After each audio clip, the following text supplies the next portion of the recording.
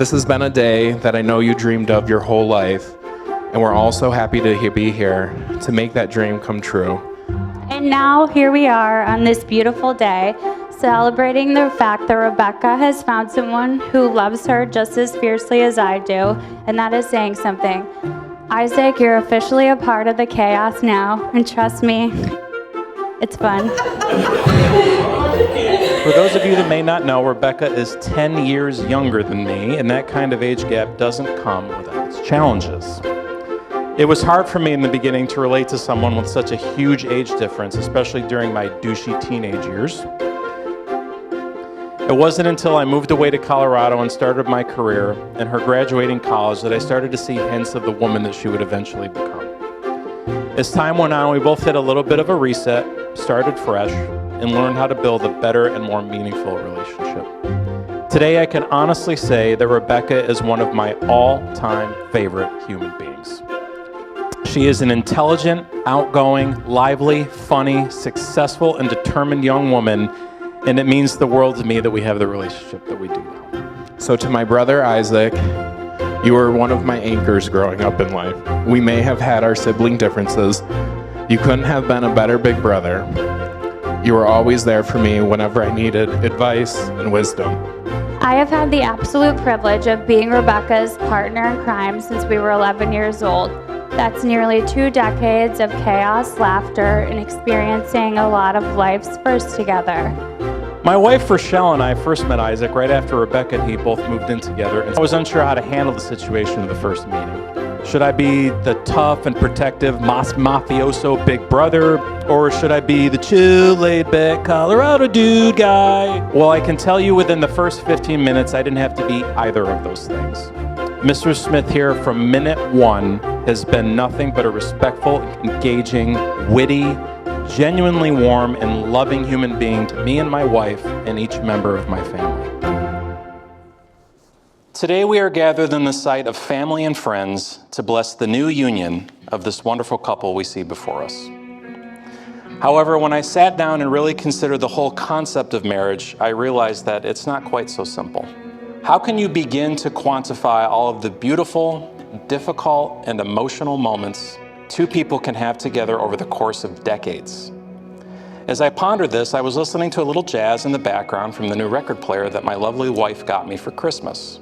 It was truly remarkable to hear how the music ebbed and flowed from one instrument through another to create not only a beautiful harmony, but really its own particular story. It got me thinking that when it comes to our own stories, each of us in some way are like those musicians, playing the notes of our life, creating melodies that capture our defining moments. But just like jazz musicians, very few of us are meant to be solo artists. When we hear those first few notes of another life's melody through, say, an extended gaze across a crowded room, or laughter enough to make their face hurt as the bar closes up around them, the faintest whisper of a new duet has begun being written, the potential slowly growing into something new and perhaps something grander. Someone once said that music is the divine way to tell beautiful, poetic things to the heart. Rebecca and Isaac on their own have had one hell of a soundtrack. And I think it would be safe to say that during the first couple interactions they had with one another, the notes didn't quite hit. But when it finally did, the harmony they created together has been a joy and a blessing for all of us to experience. I, for one, can't wait to see what beautiful music they make together in the future. I stumbled upon something called the invisible string theory. My mind started to run through all the times we were in the same room but never interacted, up to a few weeks before our first date where we sat 2 feet away from each other and never spoke. But once that invisible thread finally brought us together and we pulled away from our first kiss and the snow falling ever so delicately, there you were, the man I had waited my whole life for. I did procrastinate writing these vows, not because I didn't want to, but because I wanted them to be perfect. I wanted them to be worthy of the woman stood before me. But nothing is perfect.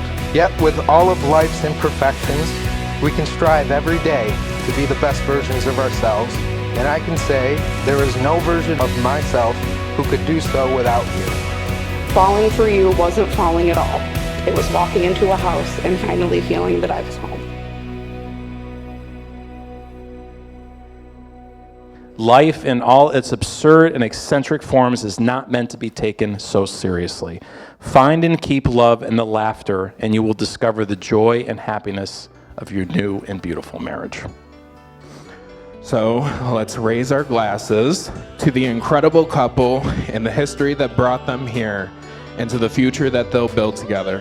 May your love be as strong and as full of joy as this room is right now. Here's to a lifetime of laughter, love, and happiness. Rebecca and Isaac, I truly love the both of you and wish you all the very best on this new and exciting ride with one another. Salud! Congratulations to Rebecca and Isaac.